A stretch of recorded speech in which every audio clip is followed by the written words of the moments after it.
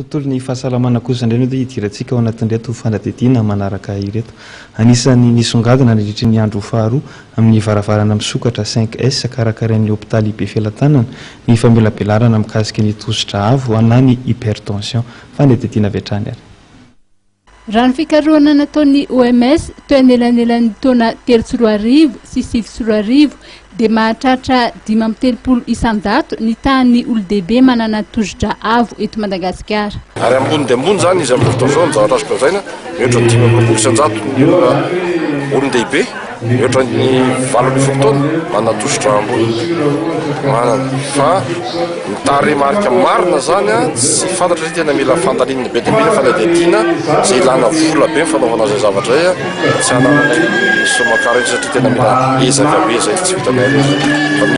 Ankehitriny dia nitomby izany salanisa izany. Voalohany indrindra aloha ny torohevitra momba ny tosidra ny olona manana tosidra ambony dia tokony hanantona dokotera zareo.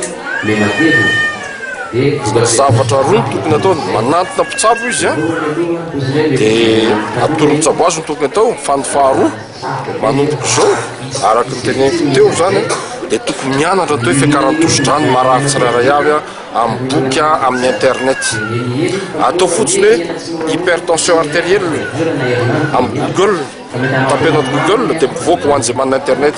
Izay tsy manana internet dia afaka manatona atao mpitsaboana dia manazava ny atao hoe tosidra ny dokotera. Sisy azo afenina tsony zany izao fotoana izao ny aretina afa-tsy sasana ny teneniko teo fa tokony hazavain'ny dokotera amin'ny marary ny atao hoe tosidra sy ny fifandraikany.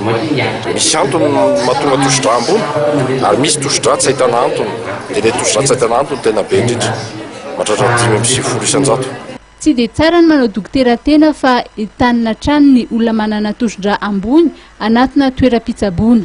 Mandritra ity hetsika 5S izay mifarana androany ity moa dia maro ireo izay nijery ny tosidra teto amin'ny hôpitaly Befilatanana. Tsy ny fijerena tosidra ihany fa ny fijerena ny toe-pahasalamana amin'ny ankapobeny sy ny fitiliana aretina maro isan-karazany dia notanterahana maimaim-poana nandritra ity varavarana misokatra ity.